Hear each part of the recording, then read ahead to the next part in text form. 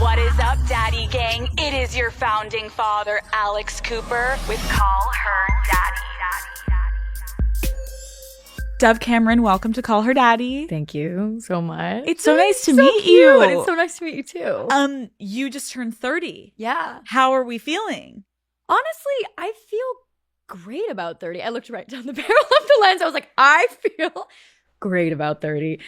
I don't really have any hang-ups about it as far as I can tell so far. I feel like I have always felt older than I was.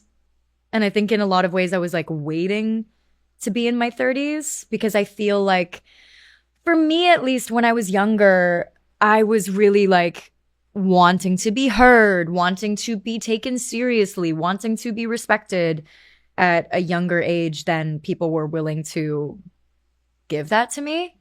And so I've always felt like the older I got, the closer I got to feeling like the world was perceiving me in the way that I perceive me. I think that is so real because I feel like the society makes us feel like, oh my God, your 20s are going to be the best years of your life. You're going to have so much fun. And I feel like I've been so fortunate to sit with women on this show who are in their 30s, 40s, 50s, 60s. I just sat with Michelle Obama and she was like, wait, girl, this is the decade. 60s are the shit. And I'm like, okay. So I do think we kind of are brainwashed almost to think specific eras of our youth are going to be incredible. Yeah. What do you think you're personally excited to leave behind in your 20s? God, just feeling not so feeling like I don't deserve a seat at the table yet. Cause I really gaslight myself and I have crazy imposter syndrome around what I deserve, what I have earned, if I'm good at something. Do I know enough about this to call myself by this title? And I feel like in my 20s, it was so much self-sabotage and second guessing and hiding away because I didn't take myself seriously. And then there's something about late 20s to now 30 that I feel like even I can't really tell me that I don't know what I'm doing in this area of my job. I feel like I've well and truly earned some things that in my 20s I was a little more reticent to give myself credit for. So that's something I'm really looking for. I also just think in general, I know this is really surface level and kind of easy, but people pleasing in general. Yes. Was something that I was so guilty of and so under the influence of. And it wasn't because I wanted people to like me. It was coming from a place of I just don't want to upset anyone. So real. And so unrewarding. Because actually what you're saying is we actually start to clue into, I don't need to people please as much. I actually don't need to dress for the male gaze, or I don't need to do these things. So we're actually getting wiser. And that's terrifying to the society that we live in of, oh my God, a woman in her power. Yeah. How dare she actually use her voice and stand up for herself. And so it's a whole thing to repress us. But then I'm speaking to all these women recently and they're like, wait, it's amazing. I'm like, why does it always feel like we grow up as these young girls and we're so terrified of aging because there's so much rhetoric around you basically disappear and your worth is essentially gone if you're not a fresh 21-year-old. And that's why I love these conversations. We're guys, again, I'm sitting with a woman who's I'm feeling better. No. What a concept. Yeah, I think that, if you look at who would benefit from the messaging of you're only valuable when you are barely legal. You're only valuable when you don't know yourself yet. You're only valuable when your body still has leftovers of looking like a child. If you look at those things and you ask yourself, what is the demographic that benefits from that messaging? It's not us. It's not, women aren't pushing that. There's a vested interest in highlighting those years that truly, in my experience, were the worst fucking years. My 20s were the worst. So I think there's a vested interest in glorifying that because then it sort of keeps us in a position of, disempowerment. I do think also something interesting you just said is you've always kind of felt older. And I think there's a beauty, yes, of getting older, but then we have to talk about our looks, right? Where it's it can feel great, but then there's the standard that we feel pressure, especially in this industry. Have you ever felt pressures around Botox or fillers or editing and all of that comes with our job to maintain your stance in this industry? Yeah. I mean, that's a really good, and I think like think I have a complex answer around that. When I was younger, I had a really intense sort of set of like rules and strictures about like what I was allowed to be and who people wanted me to be and how I was going to represent that, dive headfirst into that, always be that, right? And a huge part of that was like an infantilization. And like I was just so scared to not be 18. Like that was something that was really scary for me, not because I believed it, but because the culture was so loud about it. And especially my position in the culture, starting out on Disney Channel, being blonde and being so bubbly and open with the world in a way that was not healthy for me. And so a couple years ago, I had this big reckoning with myself. I had like finally let my body just be what it is. Like I stopped doing all the things to my body that I was doing before that were really self-harming.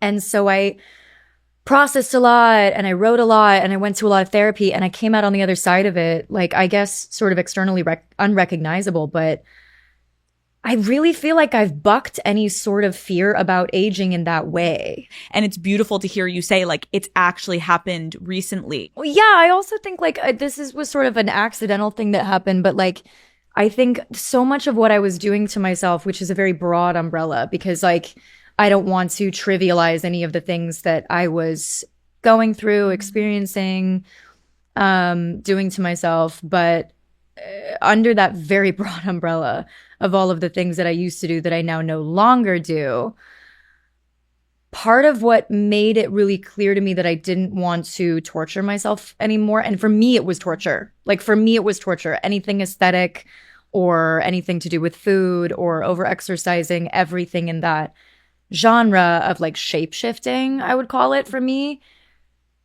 was really self-harming because it wasn't for me. It wasn't to feel beautiful. It was, in fact, to feel safe. Like I had it in my head that like if I was physically perfect, no one would harm me. Like in this really weird kind of juvenile way of like, maybe I'll be accepted. Maybe I'll be loved. Maybe the bad things that used to happen won't happen. It was like this way of controlling the one thing I could control to hopefully create an environment where like bad things wouldn't happen. I don't know if that makes any sense, but I came from such a crazy background and like litany of experiences that I was just looking for anything to grab onto that felt like this is my choice.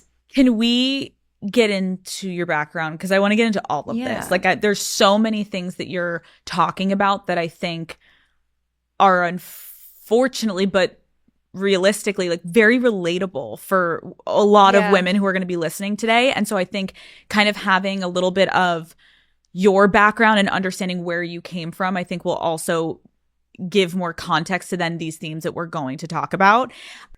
Okay, let's go all the way back to the beginning. Grew up on a small island in Washington. What was your town like? Paint the picture. Bainbridge Island.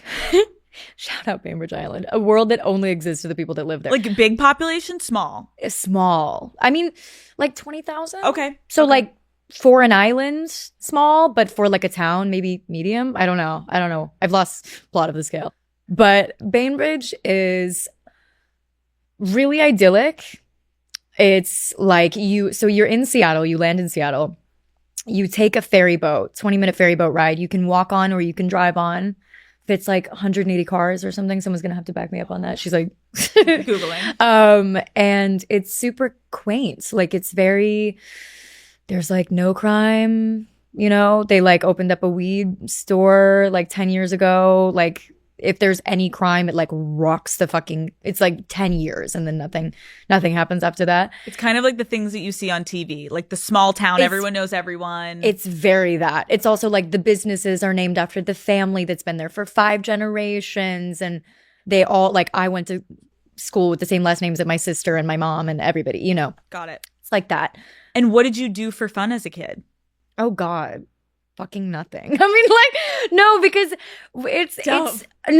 it's such a beautiful place, but it's like, you know, one of those places where like the kids start like smoking weed really early because they're just so bored. Like it was like that. Because Was that you? No, it wasn't me. I mean, like I was hanging out with those kids, but I was like scared. Classic. Yeah. You're like pretending you're smoking, but you're like, oh my God. I was like, I'm a singer. I was like going to musical theater being like, no, but I didn't. But I was in with that. Like I got, I got a tattoo at 14, kind of town. The Capricorn tattoo? Yeah. Community theater. What did you like about being on stage? Like, were you confident young girl, like ready to go? Yeah. And okay. Yeah, I was one of those like, I think I was probably pretty annoying. Like when I was younger, I was very confident. I was very friendly. I was very just personable. Like I was wanted to talk to everyone, wanted to be friends, very loud. Like, I don't know. I grew up with parents who like were artists. And so they were like, whoever you want to be, you be her. And I was like, great, got it. Like written it down, got it.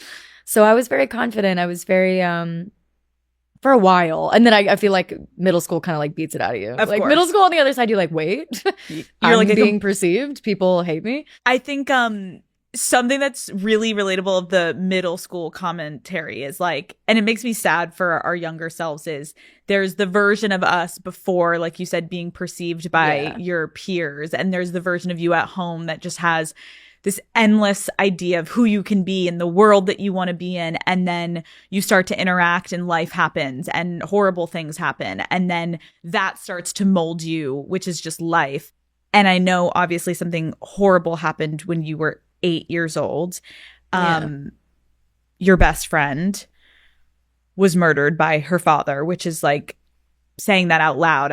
I'm like, don't even know how to communicate how sorry, and I can't even imagine how painful that time was. And even still decades later, how painful that must be even to talk about it. Do you mind though sharing like how you found out this news and what happened during that time in your life? Because 8 years old is like, life is great. And then. Yeah. It was really, I guess it was like that. We had a very sort of like, idyllic sort of foresty, childhood. Haley was her name. She, lived also on the island for the majority of our childhood. And we had met when we were 2. Like, it was just one of those things where, like they're like some little girls, they meet each other and they're like, oh, that's like, you just, and it's funny, I rarely talk about this, not because it's like it's a problem to talk about, but just like, it's so not the first thing that people usually ask me. But she, her parents had gotten a divorce and it was really messy. And I had stayed with her dad for like quite a lot of the summer before this happened. And I think even at 8, it was like a dark energy, right? Mm-hmm. Like he was a very angry man. And I was at home one day sick from school. So it must have been like 3rd grade. And we had like landlines, and it was like that era where if you picked up a landline, like my parents were in their office, like in a different building, nearby at home. And I was at home, and they had an incoming call for their office, and I picked it up because I was just like a kid and I was just like listening in. And it was actually our preschool principal who was tasked with making the call, Janice, who was an angel, an absolute angel. And that's where we met. And she basically said, like, this is going to be a really, really disturbing call. Haley and Kelsey are gone. Steve is gone, and he took the girls with him, is what she said. Like, just very quick. And I think it was my mom on the phone. And I remember her like decompressing, not knowing how to handle it. And then I think they heard me like express some sort of child noise, whatever that was, like a gasp. And then they came in, and then we just like didn't get out of bed for like 2 days because it was so impossible to process. And 8 years old, like why I wanted to ask you about that more is because I think that is so formative for everyone around you. But it's like that's something that like stays in your body, because I feel like at that young of an age, and I'm sure a lot of people can relate to trauma at young ages, not that exact trauma, but like there's something as human beings where when it's that young, you probably don't talk about it that much at that young age, because like what is mental health and how do you even speak about these things? So you internalize it in your body and then it sticks with you. How do you think losing her kind of started to shift the way that you saw the world? That's a really good question. I think, well, my parents tried to put me in therapy for a while, because I think even they knew, like, because even at the time, like this was 22 years ago. So it's like mental health wasn't, the internet wasn't what it was. My parents didn't really know, like there was no therapy speak in the way that we all kind of can psychoanalyze each other and like pop psychology each other now. Like they really didn't know. But they knew enough to put me in therapy. Like I was very, very, very, very, very disturbed by knowing someone for all that time and being like raised around them, and then realizing that they are capable of doing something so harrowing. And I think that kind of like fissured my psychology, like my brain and how I process things, like kind of like, I don't want to be dark, but like kind of forever. Like I still have issues, and you know, there were more things that happened that sort of echoed that experience. But I still have experiences where I'm like, I'm grateful for the relationships that I have as long as I have them. I'm grateful for the good things as long as I have them, because truly at any moment, it can be just an entirely flipped script, black and white situation, which I think I have acceptance around because I've had so much practice at it. But I also think like, you know, it is something that I think I forget is running my brain so much. Like it's really the source of most of my anxiety. I know in the past you kind of talked about how this death accelerated a darkness that was going on in your own home. Yeah. Can you kind of explain what you meant by that? Yeah, I think I don't actually know as an adult like how to rationalize the correlation between this loss and then sort of subsequently what happened with my family. But I think it was just like, my mom could probably tell you better, but I think it was just sort of an invisible chipping away at an already sort of shaky foundation that was my parents' marriage. And I want to state from the beginning, like my mother is totally okay with me speaking about this stuff. I would never speak out of turn.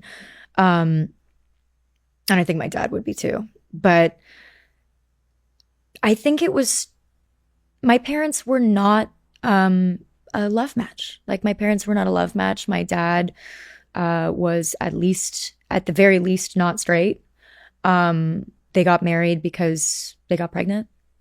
And it was like, my dad came from a Catholic family and they had love for each other. Like I see home videos from when I was little or before I was born. And like, I think my dad truly loved my mom, just not as a husband and wife. Right, like romantic. Yeah. And I don't think he ever fully accepted that about himself.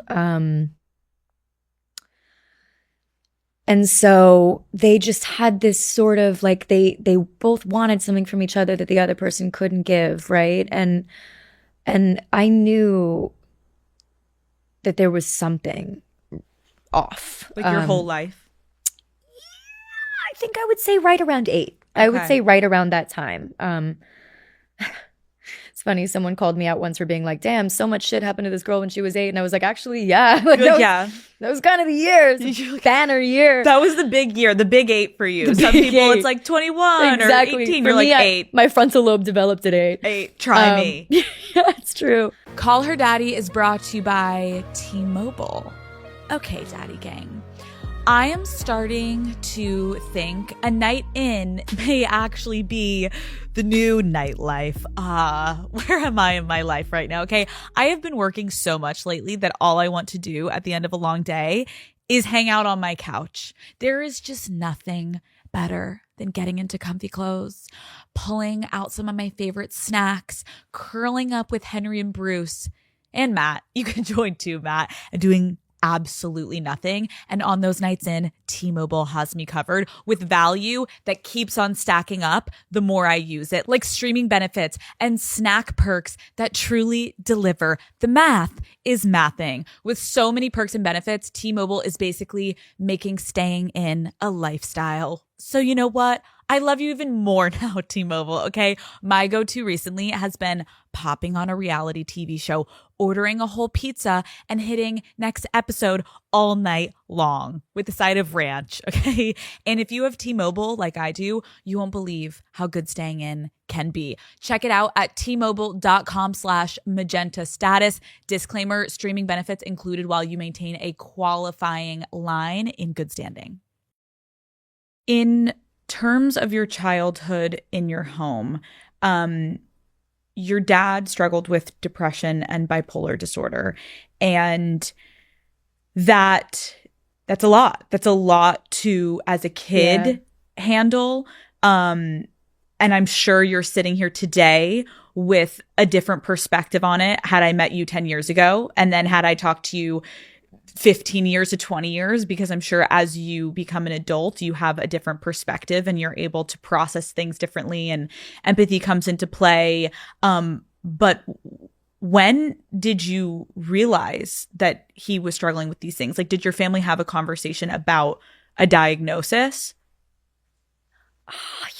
Yeah, we did. It was such a fucking blur. But I knew that there was something, because like I said, I was a very precocious kid. Like there was never a time where I was sheltered and then suddenly I was like, big new world. Like I was at the adult. You were clued in. Table. Yeah. In a big way, and not in a way that I regret either. Like in a way that I actually think is what I needed. I think the thing that I would say is what I was the most aware of was that my dad had really intense emotional swings. Like I knew that. I knew how to be prepared for that.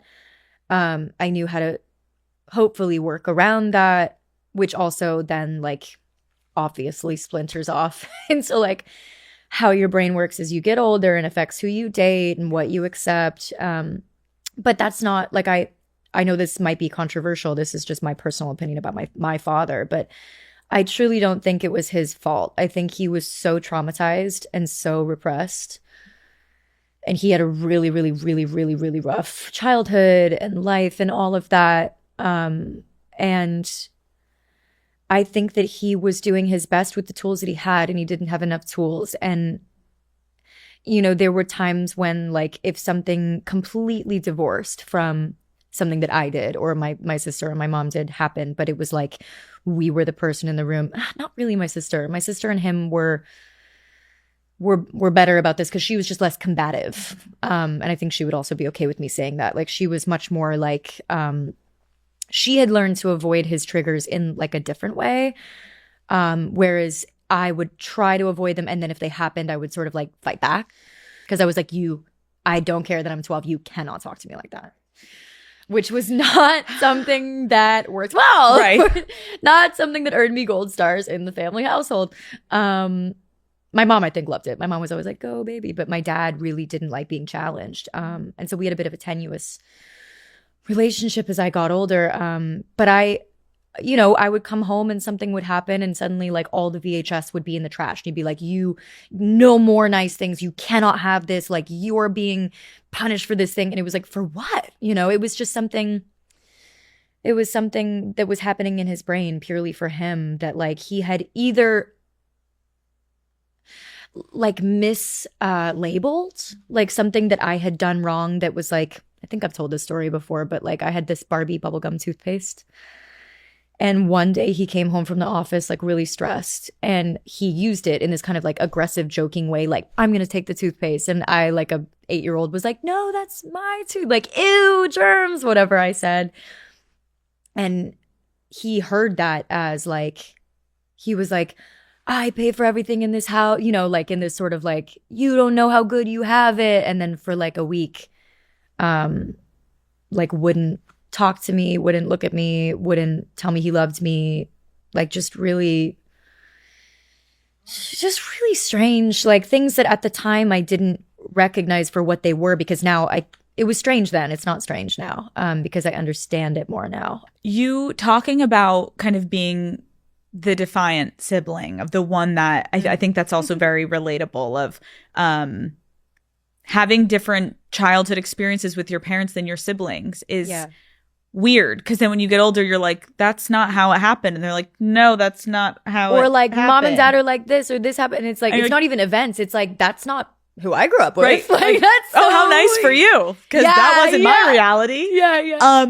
When you would be, you know, going back and challenging your father and be like, no, I'm going to stand up for myself, as at such a young age, I'm assuming though, when it got heightened to some capacity, I don't know, I don't want to speak for you, but like there could be moments you had to dissociate or go into survival mode, because you're like, oh my God, this is okay. The face, you're like, girl, little do you know. What behaviors did you, or you can now look back and recognize you started to lean into in these really heightened traumatic moments with your father?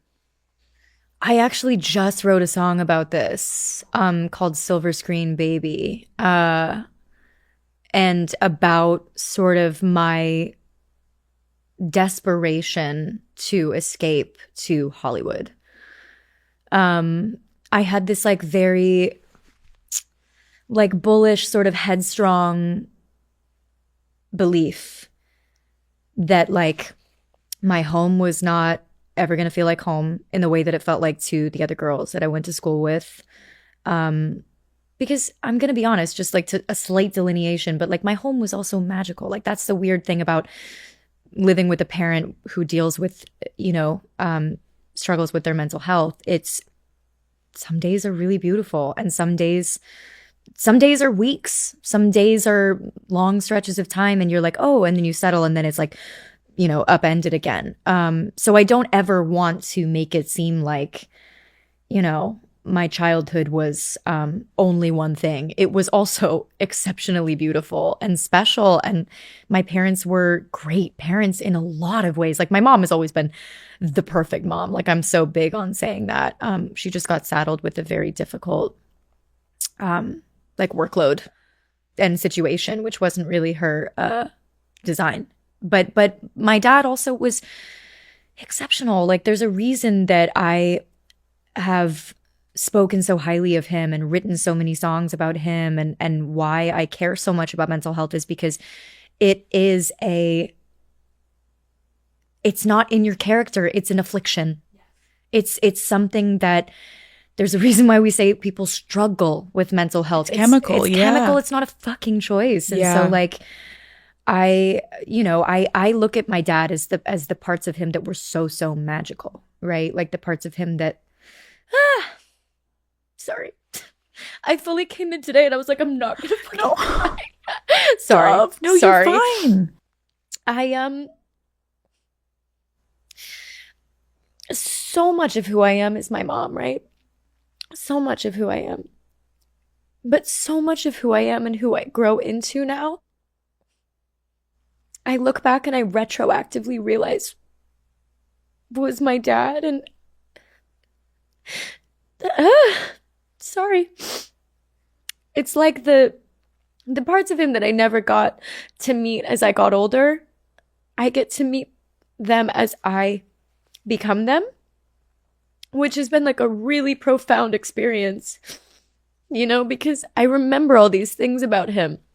And as I get older, I see them coming out in my personality like on accident. And I'm like, oh my God, like it feels like getting a sort of a piece of closure is kind of like following a roadmap that has been leading me towards really feeling like his daughter, you know, because I fucking love him. He's so special, and it's such a shame to never get to know your parent fully.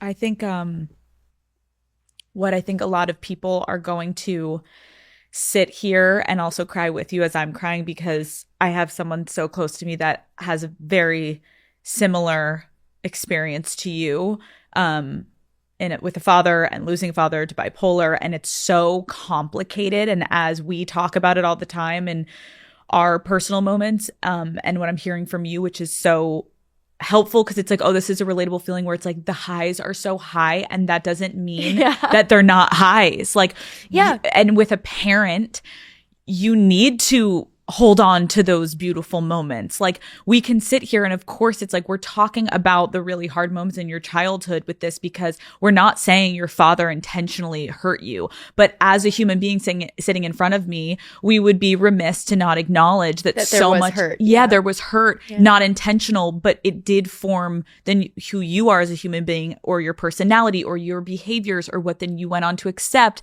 And so it's like we have to talk that through also to acknowledge how strong you are. But then, right, there's the moments where you now can look back at your father and be like, but then there was this creative side to him, and there was this like brilliance to him. And so bipolar is really fucking confusing to the people around people like that, because you see two different sides to someone, and one day you'll wake up and think about the good side, and then the other day you think about the bad side. And that's really confusing, because most people, you're like, this is who this person is. Yeah. And you can kind of be like in one sentence, but with this, you're like, there was a lot going on. I also will very, very earnestly say that the patterning that my brain found around, like, there's the person who does the thing and then the person who's there for cleanup. Mm-hmm. That really fucked me up in my dating life. I cannot imagine, because you're learning at a young age, because it's your blood and your father, to put up with, and you're innately seeking love from your parent, who you're a half of. But then when you then are so used to something, more also like so used to, yes, but also like the thing that I could not let go of in my 20s, which is another thing that we are leaving behind. The list is long. One thing that I fucking couldn't let go of, I couldn't conceptualize, was if my dad could do those things, but I know he loved me, can I believe someone who can do those things to me in a romantic relationship who then tells me they love me? And they almost went hand in hand for me for a long time. And, you know, sometimes I look back and I blame myself for staying in those relationships. Sometimes I look back with great empathy and I say I couldn't have known better. Sometimes my empathy even extends as far enough to say that they couldn't have known better, but then I dial it back. And then you're like, wait, no. You definitely could have known better. Right. Yeah.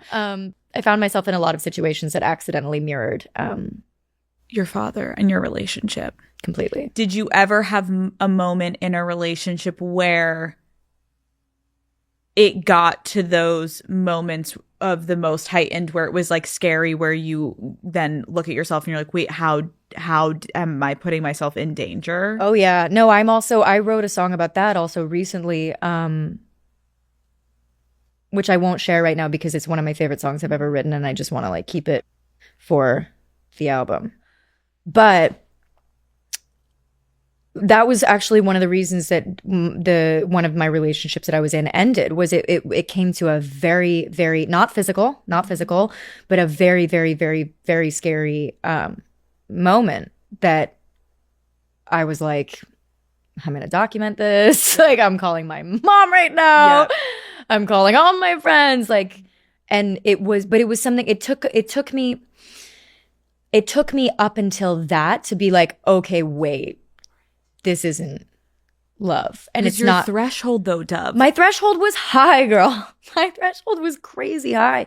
And I also it's such a weird thing to try to explain to people who have never been in this position. I loved that person. I was in love. I was in love. And it's hard to conceptualize like people who are like, but how can you love someone who does those things to you? And yes, I would say now from a healed and healthy perspective, I would agree. I would also find it inconceivable. But I was going to say, but I think what we also have to have empathy with ourselves and other humans when everyone's like, why did you stay? And why did you do this? how would you know any better of what you deserve when within your own home there was a pattern and there was a procedure essentially that you all knew when this was happening, this is how you fall in line, and then he'll apologize, and then we go back to normal, and then we try to pretend it didn't happen, and then another moment happens, and then we get through it. And so it was like this cyclical situation that you were going through, that like that was your life and you just survived and lived, so that when you get into a romantic relationship, how would it be if someone had boundaries and treated you right and was respectful? You'd be like, when is the other shoe going to drop? Because you had never seen anything like that in your life. And so then it takes you actually learning and experiencing the world and talking to therapists and licensed people who actually are sitting there with you to be like, let me walk you through. This is not healthy. This is trauma. Yeah. Well, and also like huge bouts of alone time. Like I had like a 2-year dating romantic sabbatical. Like I was like, or sabbatical? Yeah. That's where we take time off. Yeah. Hiatus? Yeah. Hiatus. Okay. Sorry. Goodbye, everyone in the man. comments like, not sabbatical. I just disappeared off the face of the planet. Like there was a while where I was like, whoa, I'm broken. Like I'm a broken, I don't want anyone. Because I was just so disturbed. Like I was so disturbed by the places I had like gotten myself to and what I had, who I had chosen to love and who I loved. Like that's the thing, is that it's complicated, right? And when you're speaking about these romantic relationships, and how you had said, you know, you have such empathy for, understandably, your mother who you watched in this relationship. I think about how hard it is to leave something that is, especially when you have kids. Yes. And I know I had read in an article you had said somewhere that before your parents got divorced, things were getting very real and very adult at home. What was the breaking point for your mom to get your family out? That's a really good question. I think that my sister went away to college and it was just me at home, which like left them with 50% less distraction, you know? I was really depressed. Like, you know how sometimes there are those kids that go through like puberty and they're like, you're like, oh God, like, that was me. I was like, I didn't want to be awake during the night. So I would like stay up all night. I was being homeschooled. I would like just watch movies, and hearkening back to the Hollywood thing, I was like, I'm not supposed to be here. I'm supposed to be among people who are going to understand me. And like in my mind, my like 12-year-old mind, I was like, that's Hollywood, because these people clearly they have an understanding for emotion. And I felt so close to these people in these movies who were making this music, and it all was being done in this one big amorphous town. They're all there. Like I was like, great, fucking get me there. Like I was like, that's where I'm supposed to be. As a very childlike, you know, understanding of the industry. And so I was doing this thing where I was not going to school and I was staying up all night to watch movies, and because I was terrified of the nighttime, because I was just like traumatized. I had a hairpin trigger for any things that go bump in the night, and the house was in the woods, and I was like, I don't know. I'd always been a really anxious kid, I think, ever since Haley died. I was just like, very easily shaken. And my parents were just kind of alone in the house, and they ran a business together. And I don't know, there was clearly some form of adultery happening, like where both of them were just kind of like done. And so it was just time. Like I don't know how they could have carried on, honestly. And were you sitting in that house and feeling them both kind of doing their own things? Oh yeah. No, yeah. They were just a terrible match. Just like a decade of them slowly burning out. So you eventually get your dream. You are sitting there, you're watching these movies, you're dreaming about going to this land where everyone is and everyone's getting to act and perform and do all these things. And you've watched this growing up for so long. And then your parents get divorced and your mom and you go to LA. And I remember reading that you were going for auditions and Disney said that you came off as dark and off-putting. That's still so like, funny. Like, girl, you are too dark for Disney. They were like, please stop sending Smile. me in. Yeah, no, they literally asked my agents to stop sending me in. They were my like, God. They were like, it's never going to be her. Like, give it up. But we came out and I was getting sent out on all this Disney stuff. And I remember saying to my mom, like, I don't want to do Disney because I felt like it was going to be a lifelong commitment. I felt like I had grown up watching the girls try so hard to like break away from it and be respected. And I knew even when I was like 13 or 14, I was like, this is going to be hard. Like, this is going to be something really hard. That sounds so ungrateful, but like this was something before I got the opportunity that I was like, I don't know.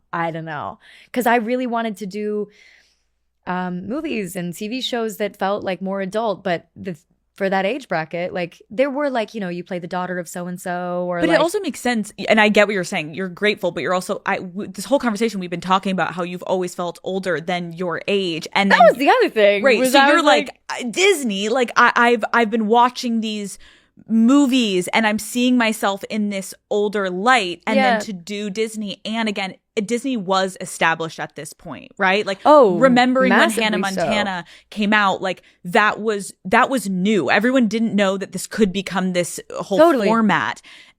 Hilary Duff, right? When you came into it, you had these people that you could look at, and there was a blueprint essentially laid out of like, now we're watching these people try to grow out of this persona, and it's very there was a whole stigma around it. Yes. There was a whole like people would write articles about like so and so gets a tattoo to be a bad girl, and I was like, I'm already, I already have a tattoo. Like I was like, fuck. Like this I've been around the weed smoking. I have the tattoo. I was like, yes. I was like, there's no part of me that is like sheltered, you know. And I also was like, I didn't think I could be funny at the time. Like I perceived myself already as like too dark and too whatever for Disney.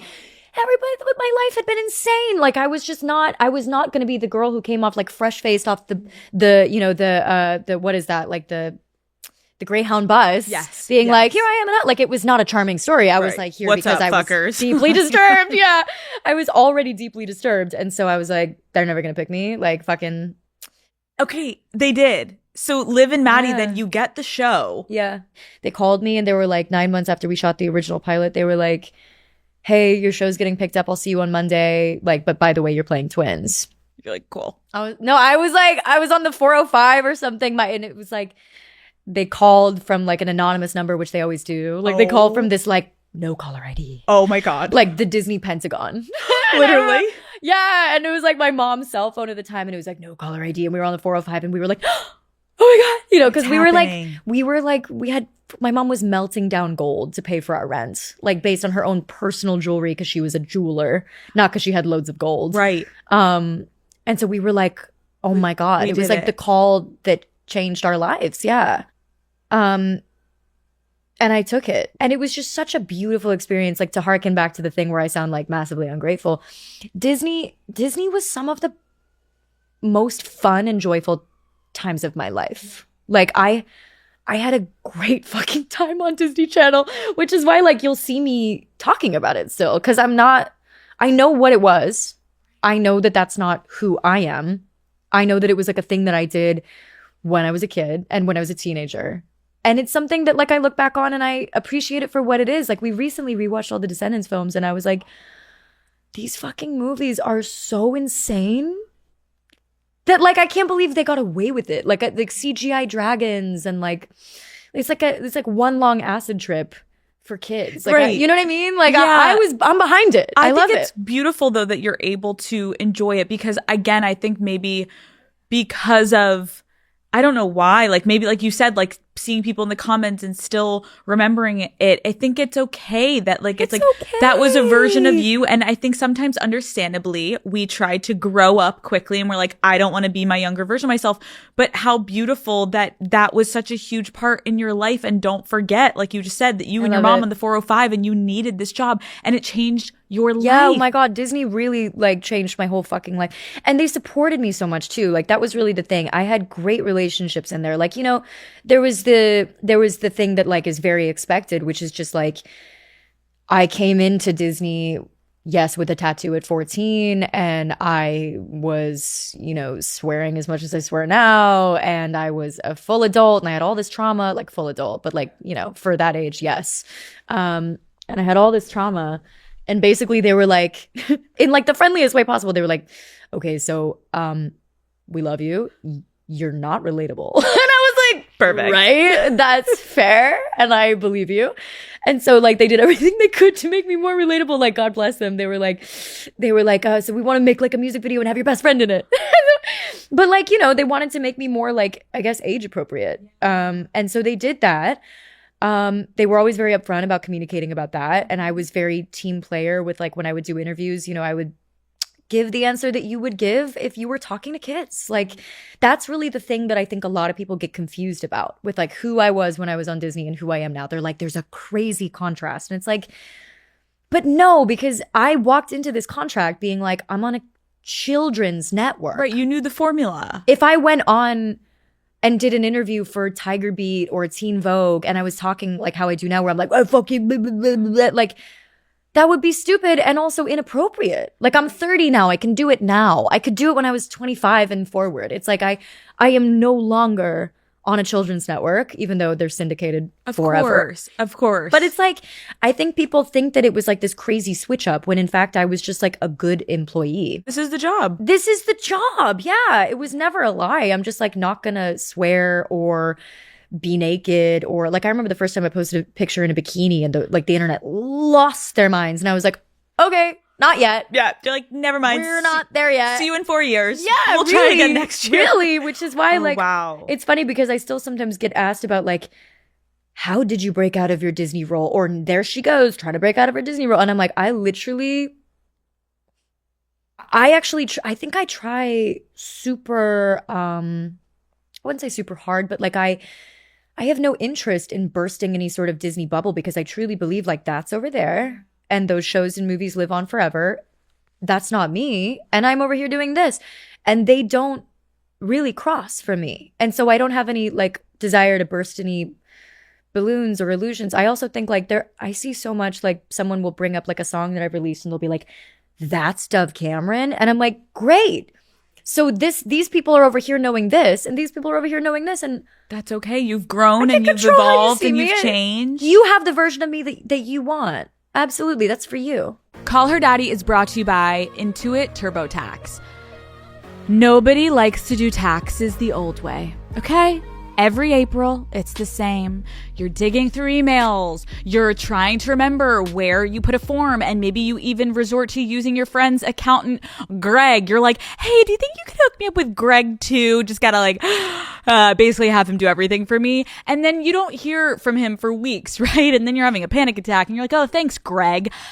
And in the back of your mind, you're even like, am I even doing this right? What am I doing? Or am I about to find out the hard way? But with Intuit TurboTax full service, you're matched with a dedicated expert who understands your specific tax situation and can do your taxes for you start to finish. You can directly import your tax forms right into the app and hand everything off to your expert. While they work on your taxes, you get real-time updates on their progress, quick text messages, and progress updates right there in the app. They work to get you the most money back, all while giving you time back too. You know, it's up to you, right? You can binge watch the next season of your favorite reality show. You could finally try to cook with the groceries that you keep buying and throwing out. Hint, hint to myself. Maybe you could try to sleep. It could literally be anything. Okay, Daddy Gang, we don't need to waste our time. Visit TurboTax.com to get matched with a dedicated expert today. When you were on Disney, obviously moving to Los Angeles, kind of also circling back to the conversation of you move away from home, did you have a relationship with your father when you moved to LA and got this role? That is a very good question and a very complicated answer. My dad and so my parents had split, but not for very long before we moved to LA. And my mom lived in like the tiniest apartment on Bainbridge, and my dad still lived in our family home.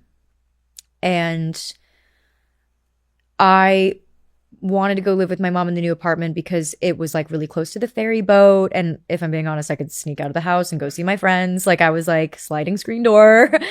It was in like our little like town area, you know? Mm-hmm. So I was staying there a lot. And I think probably retroactively, like my dad felt like I was taking my mom's side. But then my sister kind of came home from college because she was like, I don't love this college. I want to be home. And there was a day where I was in my room at the family home, asleep, and I was 12, 13, like right before I moved to LA. And my dad wanted me and my sister to like come eat breakfast in bed and listen to the radio or watch a movie or something, which like we were a very cuddly household. Like it was very like come down in your PJs and be half asleep and like I made eggs kind of thing. And he was like, Chloe, come down. And I was like, no, I'm sleeping, you know, whatever 12-year-old answer you give. And he was like, you can be sleepy. Just like come down and be sleepy down here because you're never here. So like come be with us. And I was like, okay. And I came downstairs and I got in the huge bed and I went to sleep and I got woken up because he had thrown me out of the bed. And he was starting on some monologue about like, you're so ungrateful. You don't even want to be here. You are trying everything you can to get away from me. Like, get out of the house. And I think that was a really important moment for me because I had finally had it confirmed for me that I was not the thing that was making my dad upset. Because when I was younger, I really, really blamed myself for any time my dad would get upset. It was my fault. That's what you naturally think as a kid. And in this situation, I was asleep, right? I don't think I've ever told this story, actually. I don't know. I can't remember. But it sounds like nothing, but for me, it was a really big deal because I was woken up literally by like hitting the floor and hearing all these things. And so my brain was able to like through adrenaline process like I couldn't have done anything to cause this because I was asleep. He told me I could come down and be asleep. This is all happening in his brain. And so rather than leaving, I went upstairs to my room. I packed a little stupid bag of like any suitcase that I had. And I was like, whatever 12-year-old language I had that was the equivalent of like, actually, fuck you. And I went downstairs and I called my mom on my like $20 flip phone that I had because I went to theater camp and I had to call them. I didn't have, but I called her and I was out sitting on my suitcase and my dad came out and was like, wait, no, sorry. And I was like, no, absolutely not. Like, I'm cool on this. I'm good on this. I'm not going to be talked to like that. I think I remember saying something to him that like, I wish I didn't say, but was like, like we're blood, we're family, but like I didn't choose to love you and like I choose to separate from you because this is not healthy for me. You don't do it to mom. You don't do it to Claire. And clearly I'm not doing anything to cause it. So like I'm not going to be your outlet.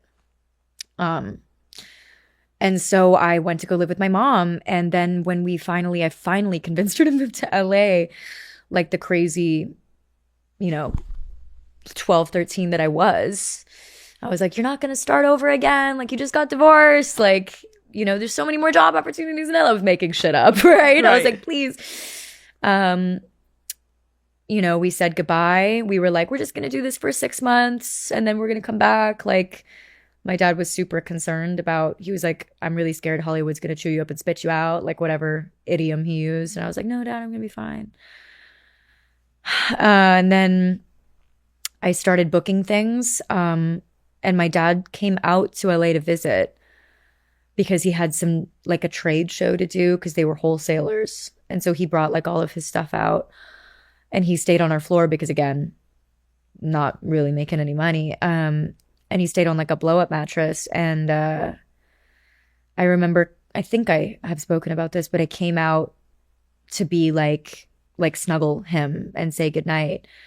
And he like rolled over and turned his back and was like, good night, Chloe. Like, I think you should go to bed. And I was like, something bad's going on there. But like, I thought it was my fault. Like, I genuinely just thought I had upset him by moving to LA. Like, I didn't know what was happening or that he was like purposefully distancing himself in that way.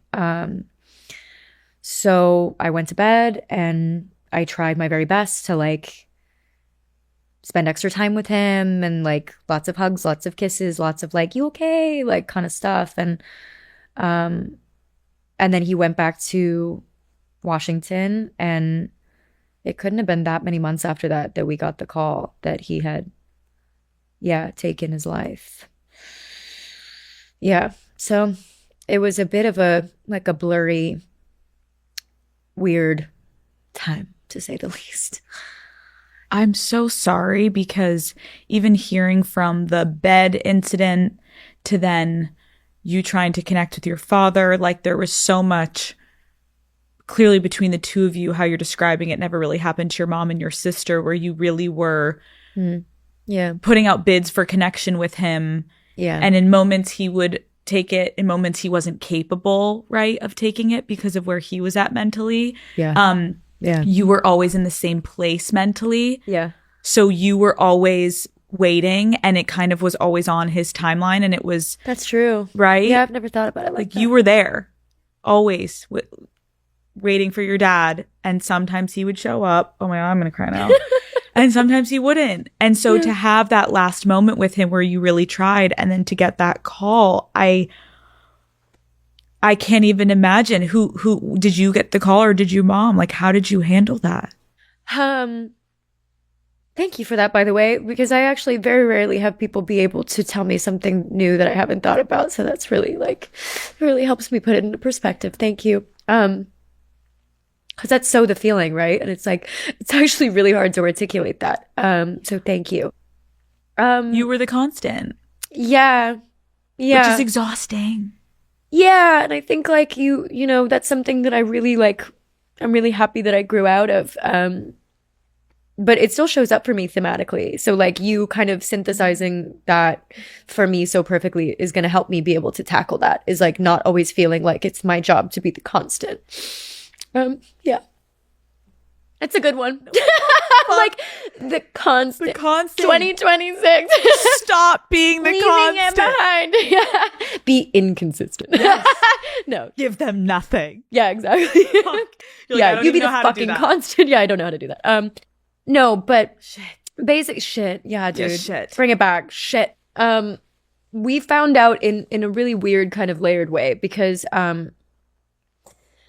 again, tight-knit community. There was a woman who was like a kind of a linchpin, like a sort of a connection between my mom and my dad, who knew the whole family.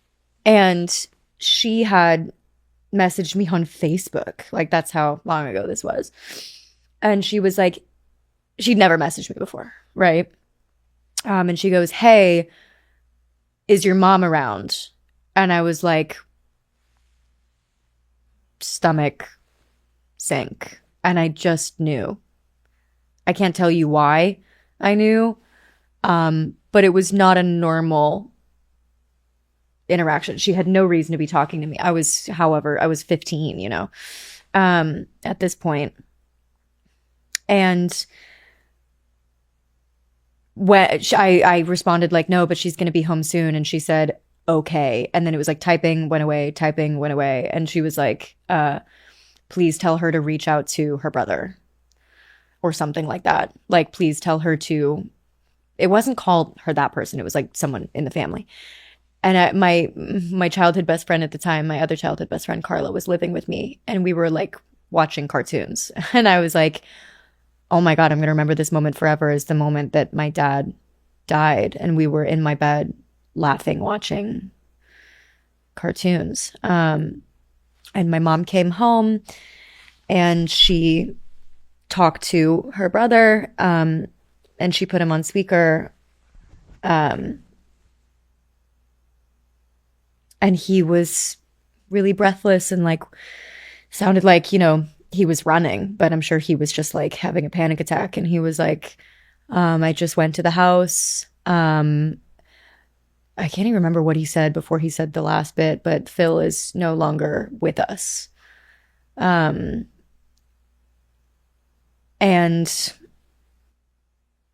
I had a panic attack. Like, I don't know. Like, I had a panic attack because it's the most out of control feeling you can have, is like the phone call. And actually all three of my big losses have come via phone call, you know, like, which I guess is pretty standard because like you're gonna have it happen in front of you, it's a different thing. But I have like major phone anxiety, I think, because of stuff like this. Not to like get off topic, but it's such a alien thing to learn about something, so like there's a before this and then there's an after this over the phone, and like what the fuck is he going to tell us? Like how is he going to phrase that in a way that like he can get through? And then my mom having to like look to me, and then my best friend who's there living with us looking to me, and I'm looking at them, and like I think I ran out of the room. I think I couldn't breathe. Like the brain just breaks. Like that's really the thing they don't tell you about trauma. And actually, like I think that's part of like people when they watch movies, I think they get so accustomed to like, oh, when someone dies, you're like, oh my God, you go into this like animal mode. Like you are fight, flight, or freeze. You feel like you're gonna vomit your soul. Like I don't know how else to describe it. It's like this horrible, inexpressible, fiery, painful, knife-like thing. And all you're trying to do is like purge it, and it's impossible to purge. I think that feeling is, again, like something a lot of people are gonna relate to, because I think like, yes, death is inevitable, but you've experienced such sudden and unexpected loss that I'm not saying one or the other is easier. It's just when something happens so unexpected, like there is the shock and grief that are warped and wrapped together, and not having time to say goodbye. And my God, the worst. Oh, like you're riddled with like so many emotions that you don't even know which one to tap into. So then you're just like, you're just there. You're just there and you're existing, and it's a horrible feeling. In the days and weeks after you got this news, what do you think for you was the hardest thing to wrap your head around? Honestly, the way it happened, like, because he took his own life, and I wanted, like, I kept imagining, because no one would tell me how he did it. Like, I know that's really morbid, but I think I wanted to know, I needed to know, and then it was worse when I knew, and they were right, but like I was torturing myself, like trying to imagine, and like I think honestly, and I'm gonna honestly try to stop crying because it's like it's a lot.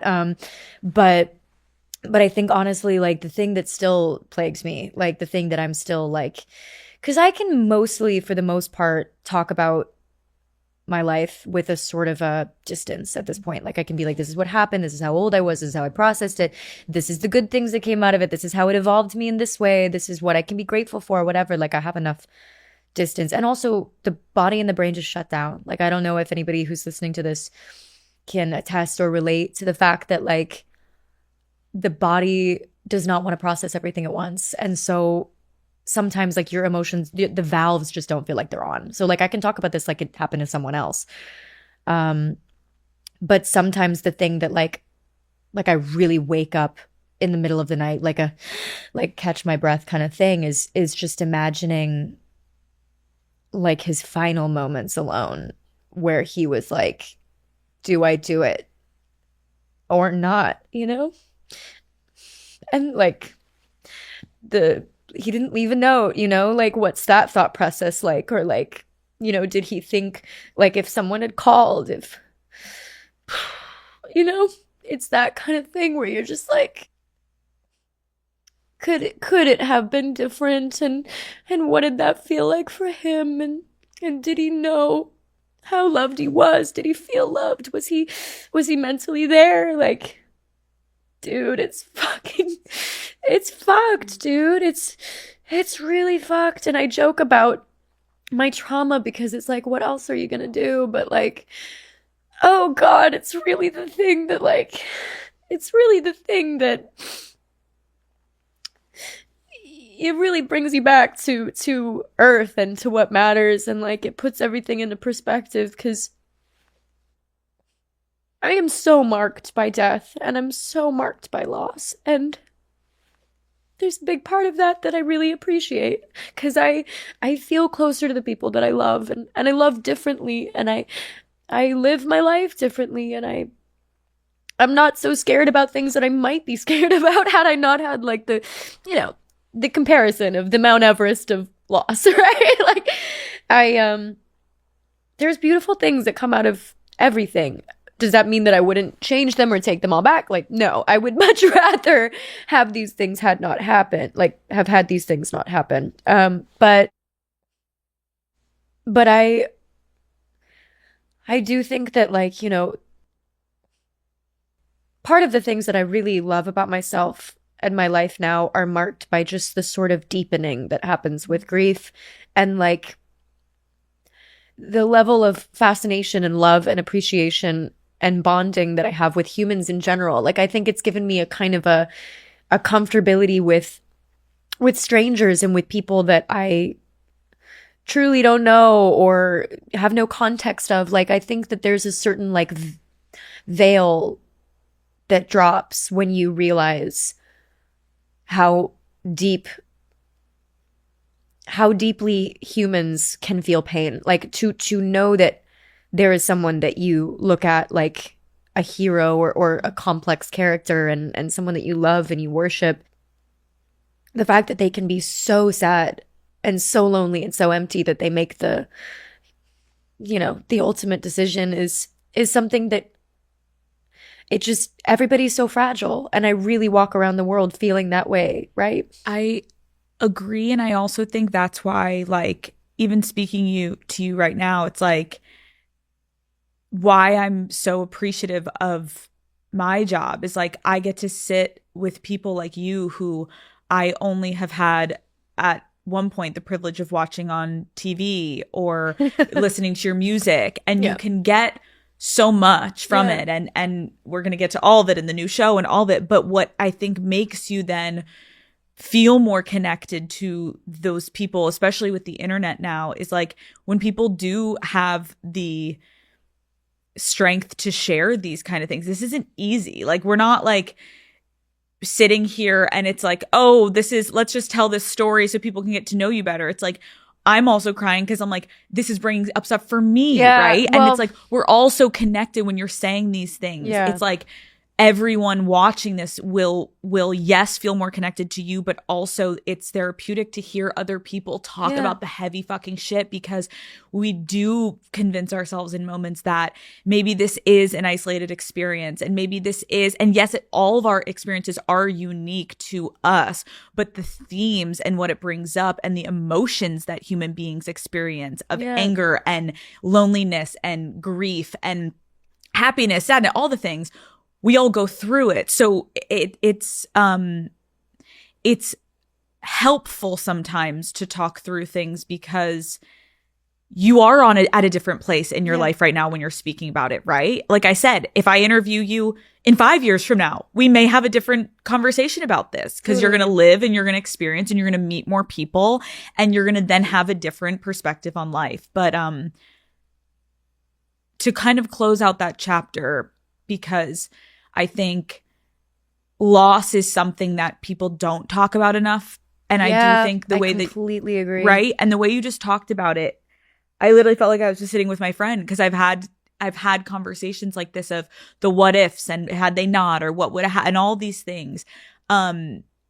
This is the real shit. And I get movies have to do it a specific way, but this is it. This is years later, and this is how we're feeling here, and we're still grieving, and grieving isn't for a year and you're done. Like, dude, it's forever. It's forever. It's forever. It's forever. Yeah.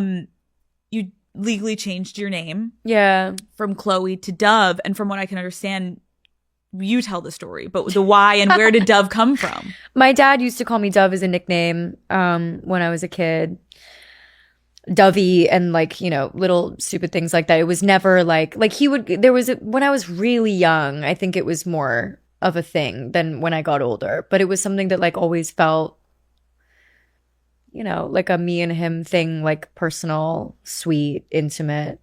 And so I think when I got older, I just wanted to feel like even before he passed, I was wanting to feel that connection with him. I was wanting to feel like his daughter. I was wanting a piece of him.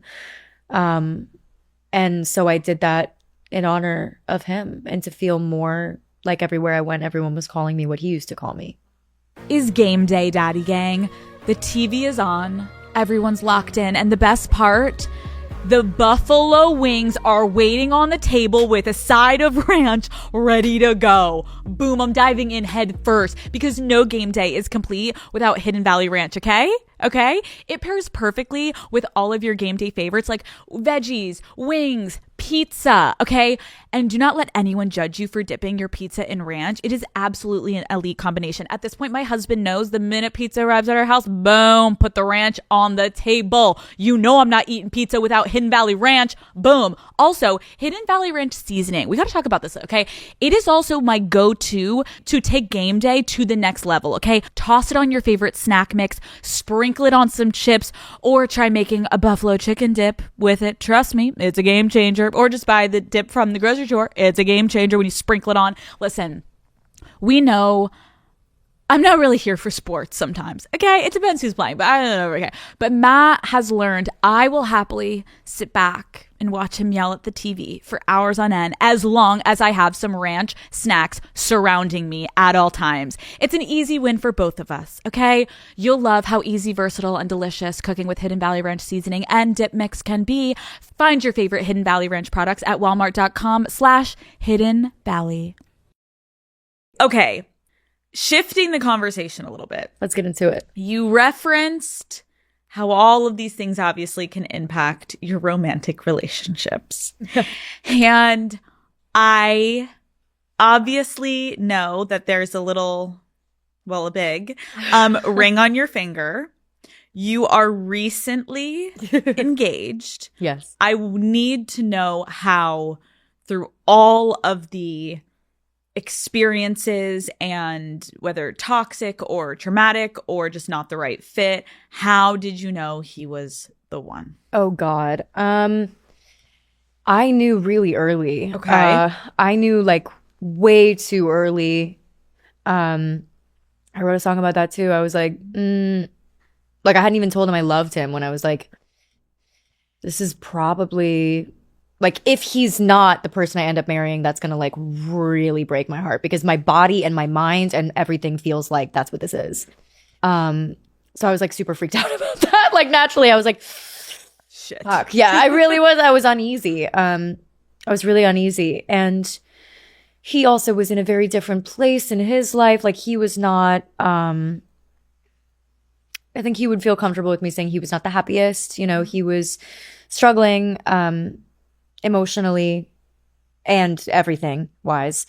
And so he was also not like matching my level of like, oh, this feels like something really special. He was still like kind of an enigma. You know what I mean? Like he was kind of behind layers of glass, but I was like, I just have this feeling that whoever's behind these layers of glass is going to be someone very important to my life. And so we started dating in the most ridiculous way. We met at the VMAs, which is like the stupidest way you can meet your partner. Not because the VMAs are stupid, but because it's like one night only. Oh. Like it sounds like a book, like a fan fiction, you know? Like it's like we ran into each other in passing and it was like it's so stupid. It's so dumb. Wait, and then what did you do? Just like get each other's number? No, okay, here's something I want to go on the record with. Let's go on the record. And I want to clarify a couple things, all right? We're done crying. It's time to be serious. Yeah, well, let's go. It's time to be serious. So, we met for, I have to say, if I were to accurately estimate, 14 seconds at the most. Okay. At the 20, you go. I'm literally. She's like, I'm tapping in. I'm tapping in. Drying your eyes, getting rid of the salt water. I would say it couldn't have been more than 14 or 15 seconds at the 2022 VMAs. He is in a band called Måneskin and they were up for an award. I was up for the same award. What you do cordially is whoever wins after you go like, congrats, dude. So I won. And so we're backstage, and the backstage is very small. It is the size of like a fucking, I don't know. It's like, I don't know what to compare it to. What accent are we going into right now? If I say what it is, everyone's going to tell me it's not that. So it's East Coast. Just go East with it. Coast. Okay.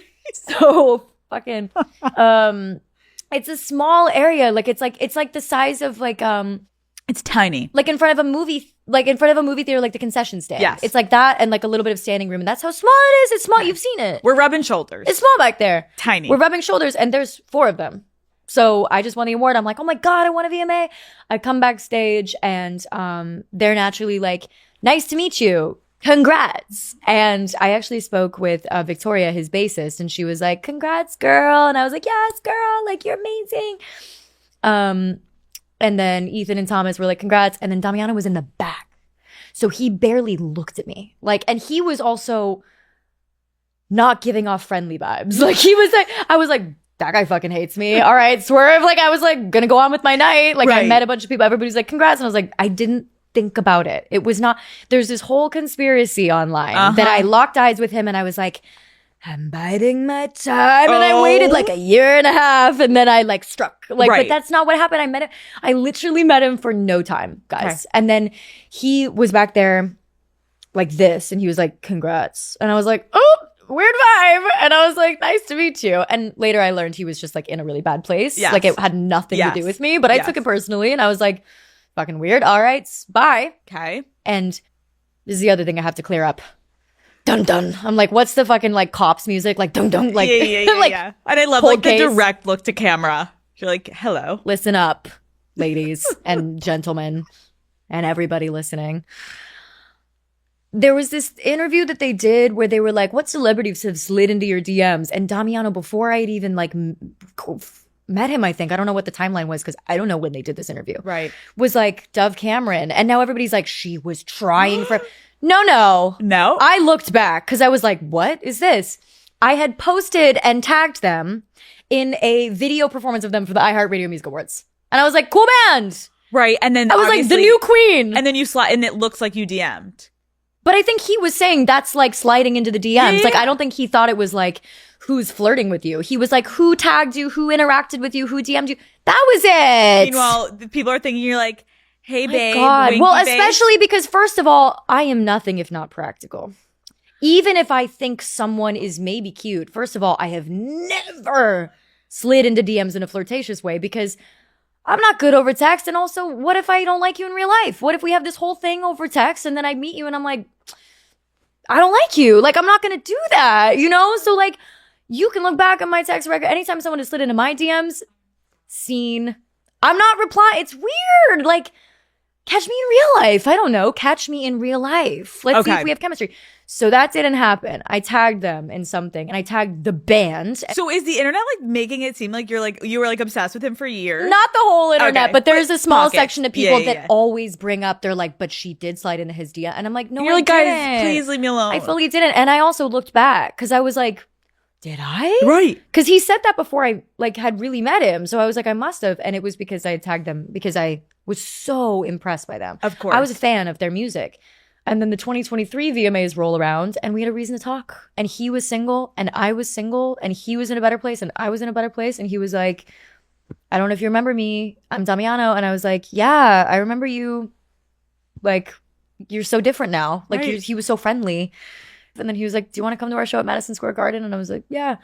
And then we just started dating and now we're engaged. Like, it's so innocent and simple. But it's amazing and it's so cute too. It's really cute. It's really cute that it started that way. Now to be like you're fully engaged. Like it's also so like, I don't know, like meet cute. Like I look back and I'm like all the different stars that had to align to make that happen. Fully. It blows my mind. And it didn't just happen overnight. It was just like low burn, but first fully. Well, it was just like all these different ways that we almost...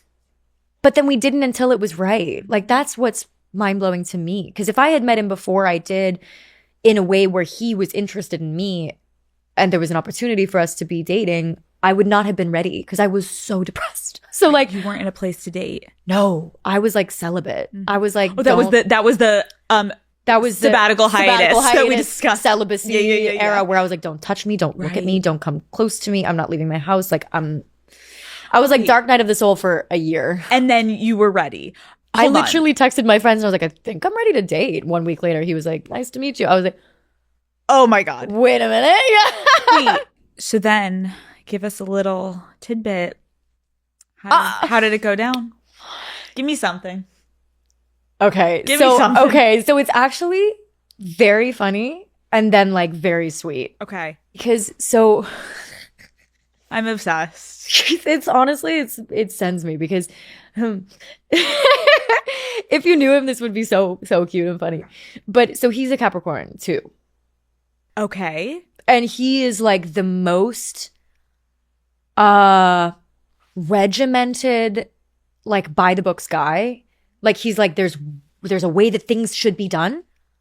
And if they are not done that way, then it's wrong. And so we had talked about the fact that we wanted to get married. Like I knew it was not like this big, like, will he, won't he? Yes. Like I knew it was coming because he told me, like, he was Right. like, I'm going to propose. And I was like, really? And he was like, 100%. So you knew. Yeah, but he'd been telling me for a long time. Like, I think he told me after like 6 months of dating that he was like, I'm going to propose, but not for a couple years. And I was like, Great. do you? Yeah. I was like, love that. Right. Also, I also was a little bit like, maybe he won't. Like, he says that now. It's only been a couple months. And then at the top of like 2024, he was like, no, top of 2025, we were in New York. And he was like, we were both like crying. And he was like, I want to marry you. And I was like, I know, me too. And he was like, no, but I want to marry you. And I was like, I know. We've spoken about this. Like, me too. Like, Right. Same. And he was like, I want to marry you as soon as possible. And I was like, oh, okay. But like, you have to go on your world tour. And like, at the time, I was also supposed to go on my world tour. And I was like, my show is going to come out. Like, all this stuff's happening. We wouldn't be able to do it for 2 years. He's like, no, I think we could do it next year. And so like every step of the way, I knew. You were speaking about this openly. Yeah, because I don't think that thing in the movies is. I agree. You need to. You grow up and you're like, wait, Well, and you should like be an active participant in deciding if you like want to get married, Yeah. or like what that looks like, or do your values align, or talk about it all before. the future. Like, Yes. do you want kids? Like, what about how do you feel about where do you want to live? Like, Yes. you cannot Yes. enter into a contract. Uh-huh. Like, just you grow up with these movies as a girl, and they're all like, yeah, they're like, now I have to leave my apartment. And it's like, wait, but not to say that you should always live together, but you should at Yes. least experience what it's like to live Yes. with someone. And you should be, In my opinion. you can be shocked by the moment he decides to do it, but you shouldn't be shocked that he's doing it. I agree because like in all these movies, it's like, that's my boyfriend, oh my God, he chose me. And it's like, No. it's fucking weird. I want to be in on this. I did the same thing with my husband now. I was like,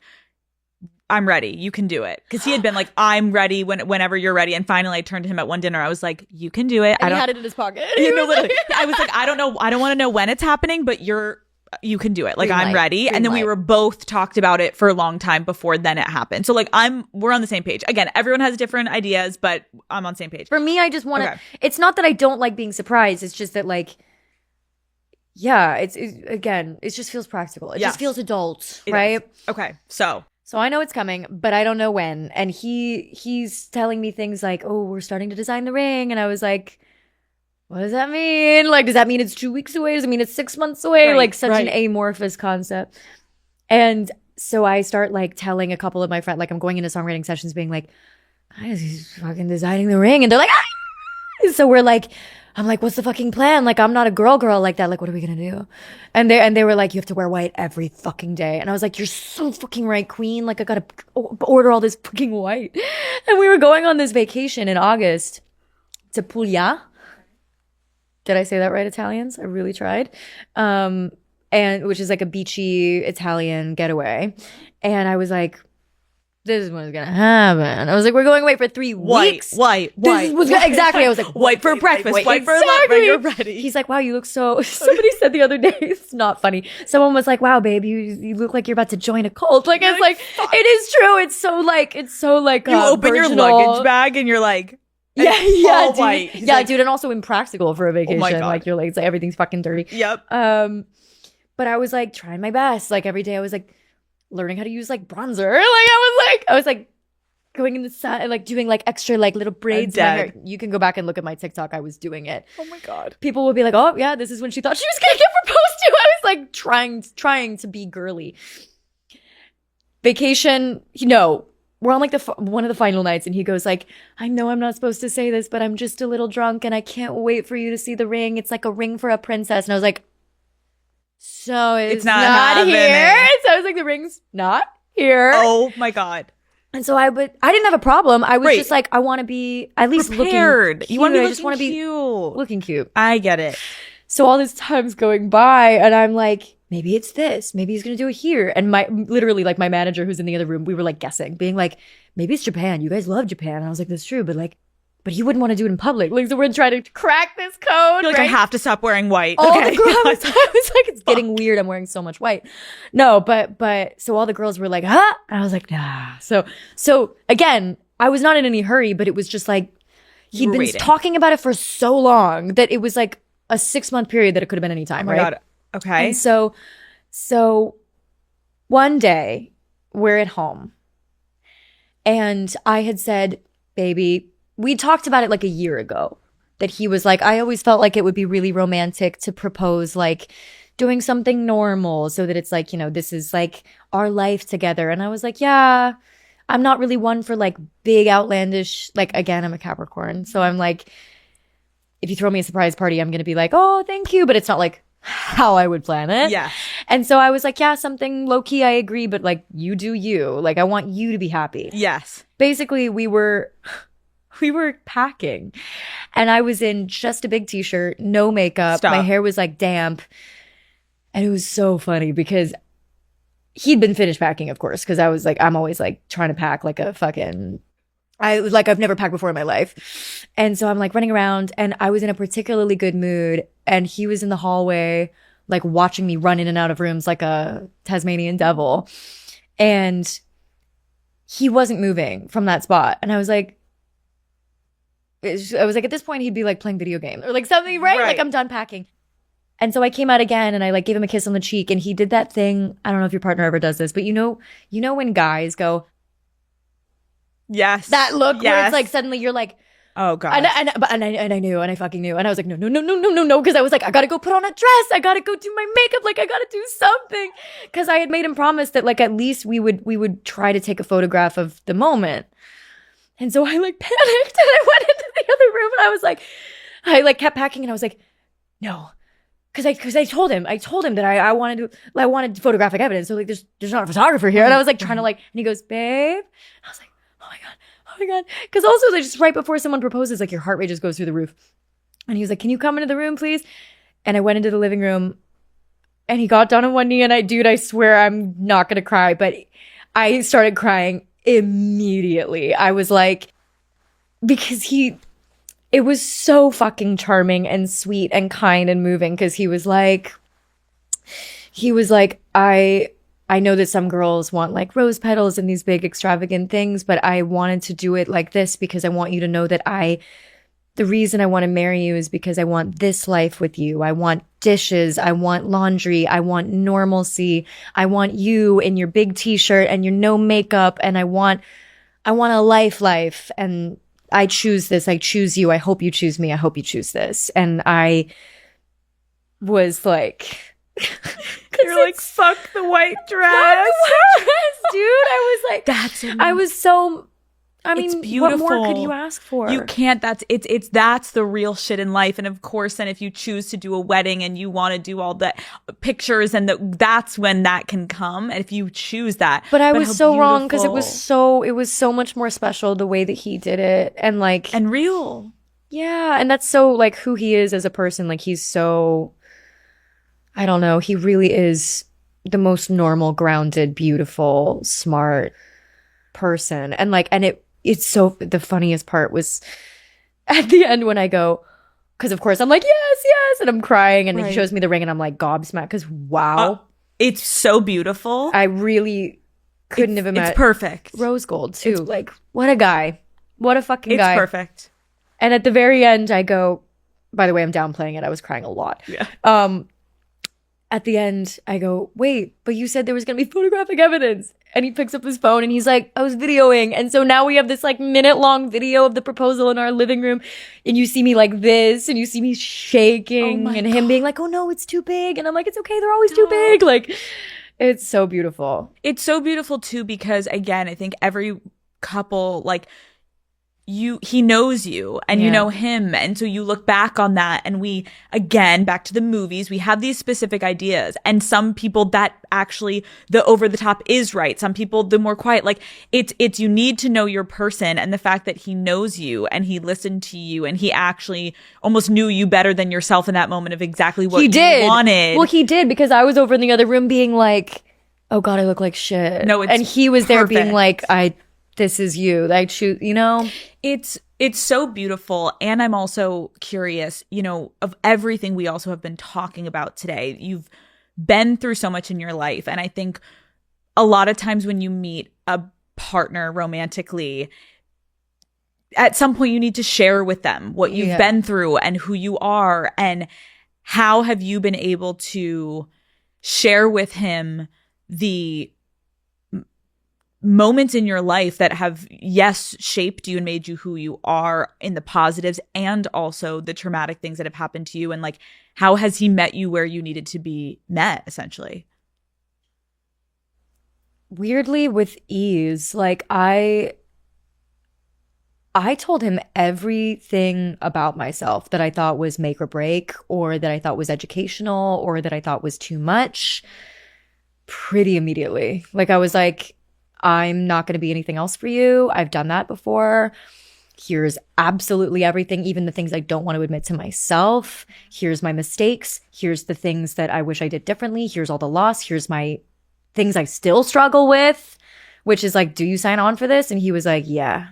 Like, he just was like, picked it up and put it on his back. Like, he was, oh my God, it was so healing for me. And it continues to be, right? Because like, I'll never forget, actually, this was a big, important moment for me. We were watching Titanic for the first time, because I don't think he'd seen it, weirdly. It's like one of the classics he hadn't seen. And there's a moment at the very end when someone commits suicide. And I had forgotten about it because I hadn't seen Titanic in so long. Yep. But that happened, and I immediately, we were like lying in bed, and this was like month 4, like early, and we'd been long distance for the first 2 months. And he had like his hand on my stomach, and I was laying on his chest, and we were watching this, and it was too early in our relationship for me to break the chill, you know, to like show true full trauma. But he just sensed my stomach go at that, and his brain went, oh, of course. And he changed his entire posture. He didn't ask me. He pulled me in. He he started petting me. And then he reached up without even seeing and started to wipe away what he knew was going to be tears. And at the end of the movie, he like let the air be open to be like, do you want to talk about, do you not want to talk about that? And at the end, I was like, I want to talk about it. And he has always been so intuitive, supportive, truly like unflappable, unshakable, and so ready to, especially with this, be like, I do not know. I cannot say the words that heal, but like, he's like a big, I think I've said this before, but like a big basin for all of these things. And because he only has the interest in not carrying it for me because he knows he can't, but like loving me through it, he's never wavered. Like, I've never once seen him be like, this is too much. I've seen him get frustrated when he can't help me, where he's like, of course, I wish I could lift this for you and take it almost for you. Yeah, but he's just the most evolved, beautiful young man. It really still shakes me. No, and I appreciate you sharing, because I do know you guys are more private, but I think to all the people listening who've been on this journey with us today, I think when you hear and you know you've been through so much in your life, and there's people that are going to be like, girl, I can relate on so many of these topics and themes. I think sometimes we can convince ourselves there's no way I'll find someone who can, the word would be handle this, right? Handle it. And what you're talking about actually, which is so beautiful, is like, No, you don't need to push down the grief and the sadness No. and the things. You actually just have to find the right person who can be there to support you through it. They're not going to solve it for you or fix it for Yeah. you. And you are worthy of finding your constant and that person that's going to be there for you, which you have found, which is so beautiful. And to everyone watching, if you haven't found that yet, it is coming. And don't shrink yourself or believe that you're too damaged or too fucked up that you can't find it. It really is about finding the right person that you can merge your life with, that can handle that with you. Yes. Yeah, I completely agree. I also think like some of my previous relationships were just bad matches. Some of them were trauma bonds and me choosing to like continue on that path and not seeing all the red flags, and they were truly terrible. And so like I was looking at that as a sort of a proof that I was broken, right? Whereas, and like, I cannot choose love. I'm not worthy of a real love, and I am always going to pick someone who's going to harm me, right? That was my narrative. And I know that's a lot of young women's narratives, you know, people's narratives, is that like, I am too broken to not only be loved, but then accept it. And so my choices for partner are always going to be people that sort of mimic where I come from. And I won't know how to ascertain that that's what's happening until it's too late. That was what I had thought. And then I spent some time alone, and I was finally ready to date someone. And when I say some time, it was like 2 years. Like I spent like 2.5 years being not only not dating or seeing anyone, but like really working through my shit so that I felt okay being alone, so that I felt like I actually don't need a partner. So it can fall into that old sort of like, just when you stop looking, it comes, you know, and it is true. And it is true. But I think part of that, rather than like, it is energetic for sure. Cause you're like, I am fulfilled. And so someone's like, it feels like it's a vibration that attracts, but it is also a bit scientific. Like it's a bit more, not scientific, logical, because it's like, I am not trying to take from you. I'm not trying to make you into a shape that you're not. I am simply here. And if it works, it works. And what's more attractive than that? You know? Nothing. For me too. I also feel like, let's talk about your new show, because there's like weirdly some themes that we've like discussed that you can like kind of tie to the show. And there's a lot. Yeah. So 56 days. You take it away and tell the people, give us a little just like what this is about. So 56 days, which no one realizes is the title because they keep thinking we're saying it comes out in 56 days. It's called 56 Days, and it is based on the novel by the same name. It's I guess I would call it like a pseudo-sexual thriller. It is a love story. Starts out as a love story. Yeah, I was going to say. It starts out as a love story. It's a very like meet cute, like, you know, boy meets girl in the grocery store. And it's like, you go first. No, you go first. Let's go for coffee. They have this very sort of innocent chemistry. They have this nice walk. And it's like, oh, I do this. Like, do you want to go for a date? Okay. Very charming. And then somehow between that day and 56 days later, one of them ends up dead in a bathtub, melted by acid. Casual. So the whole Casual. as it does, as it happens, Obviously, as all the best love stories do. So basically the show takes place over 8 episodes, and it is it's a dual timeline. So our storyline is progressing towards day 56, and the police who are trying to solve the case are solving it all over the course of, I think, like 1 or 2 days. And they are retroactively solving the case. So we're going like this as we're meeting them. One, it's so fun. And I also know I think you kind of talked about how you were torn, like there's nudity in this. Yeah. How did you decide you were comfortable? You know, it was funny. It's something that I was always aware that I was probably going to inevitably do. I don't know why I always felt that way. It wasn't like an aspiration. It was just like I grew up watching these incredible actresses do nudity. And I remember being like, wow, that's so brave and cool. Like that's got to be you have to be so courageous to do that. And I know somebody in the comments is going to be like, courageous. And it's like, yeah, courageous. It's so vulnerable. Like, I don't think people really realize how vulnerable it is to be fully naked, period, on camera, but then fully naked simulating sex on camera in a room full of people. Like, it is harrowing. And for you, rewind to what you said earlier of the first bikini photo you posted online, people were like, yeah, no, I thought delete about it. that. This is crazy. That. So it's like this, to see, yes, as a woman to do this, it is, I agree, courageous. On top of that, having the Disney background, having people be familiar with you in one light, to then, you know, grow up essentially and try something more adult. Like, it's a kind of a crazy move. Yeah. But I think, I mean, if it felt right, then that's all that matters for you, right? I was like so down for it. I was like, I don't really have any hangups about my body or sexuality. Like, I've never found nudity to be offensive or even objectifying. Like, I think that when people say that nudity is lewd or crass or sinful or objectifying, it's like, I do find there's a fuck ton of internalized misogyny in that.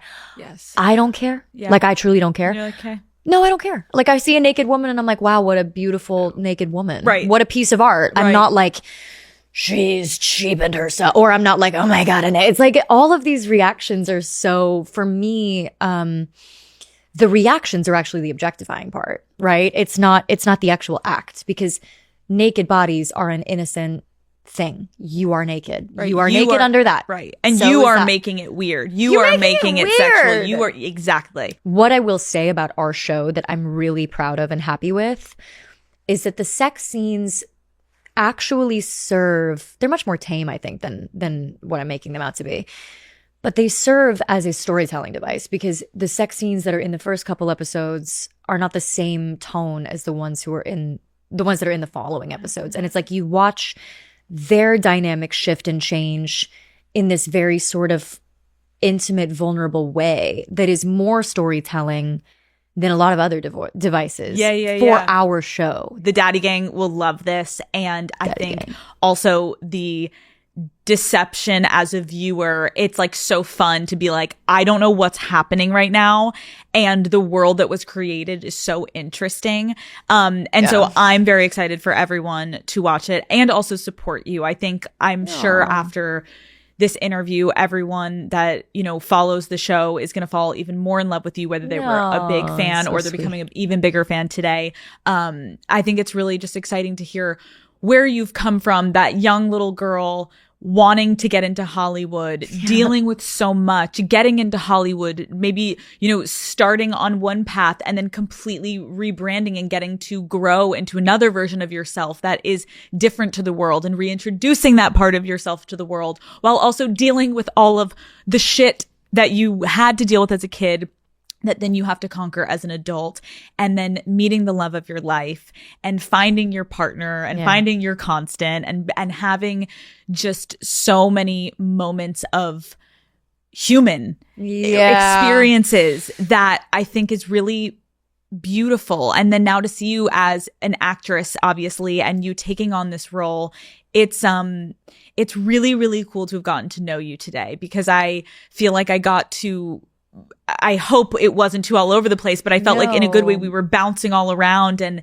learning about you as a human being, not just Dove Cameron, the person that we have seen for so many years online and on TV. And it was beyond a pleasure. And I know we went deep, and I know we both didn't want to cry, but we did. And I can't thank you enough for going there. Oh, dude, I'm so pleased. I'm obsessed with you. You're the second love of my life. Yeah, my best friend's out. We're done. Fuck you. 15 years of friendship over just like that. No. This was really cool. No, you're so lovely. You're so smart. I'm really honored. I'm also like very impressed by you. Like, and I'm not just saying that because you're right here, but like I don't know, you have such a lovely energy. You're clearly so kind. You're so invested.